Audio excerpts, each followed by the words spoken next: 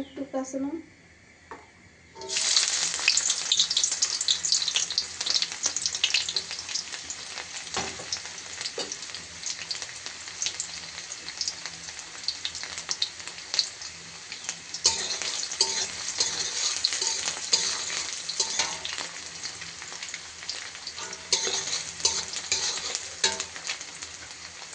পেঁয়াজটার সাথে মরিচটা এভাবে ভেজে ফেলি, তাহলে ঝালটা ভালো করে বের হবে।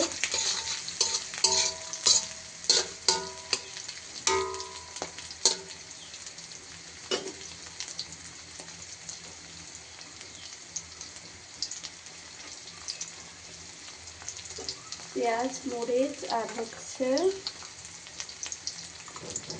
এখানে আমি আদা, রসুন আর এলাচ তিনটা মিক্স করে পাটায় বেটে নিচ্ছি। এই পেস্টটা না দিলে আমার কাছে তরকারি একটু ভালো লাগে না। আদা, রসুন আর হচ্ছে এলাচ।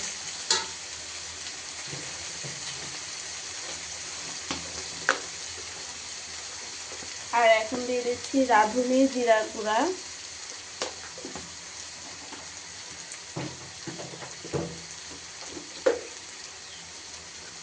আর সামান্য একটু হলুদ।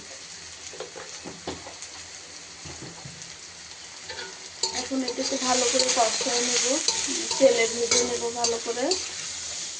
পেঁয়াজ, কাঁচামরিচ, মশলা, তেজটা, জিরার গুঁড়া, হলুদ ভাজা হয়।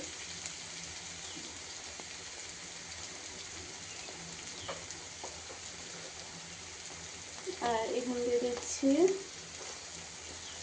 1.5 চামচ লবণ।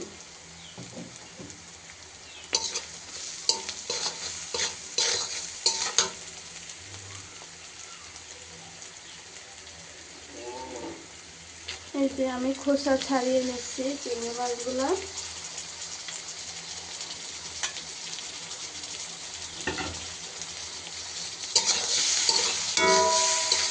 এই মাছগুলো এখানে ভালো করে মশলাটার সাথে একটু কষায় নেব।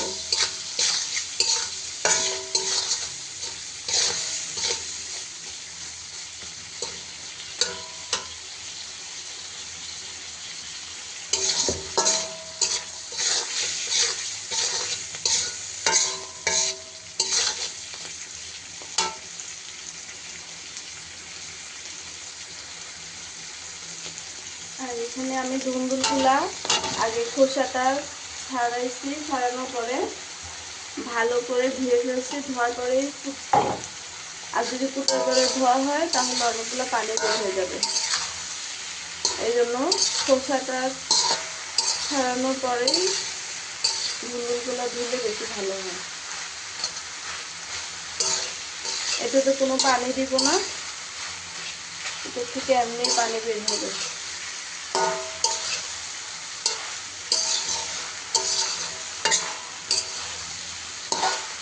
মরিচের গুঁড়া দিব না, অনেকগুলো কাঁচামরিচ দিয়েছি, ঝাল হবে।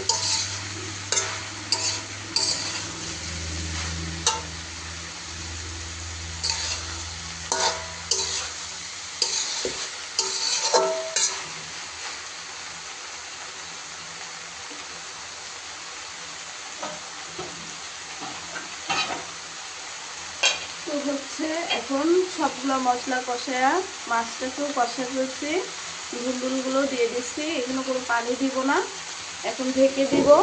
এই ঢাকাটার মধ্যেই সুন্দর করে এটা হয়ে যাবে। হয়ে গেলে তারপর একটু ধনিয়া পাতা দিয়ে ব্যাস নামায় ফেলবো। টাটা।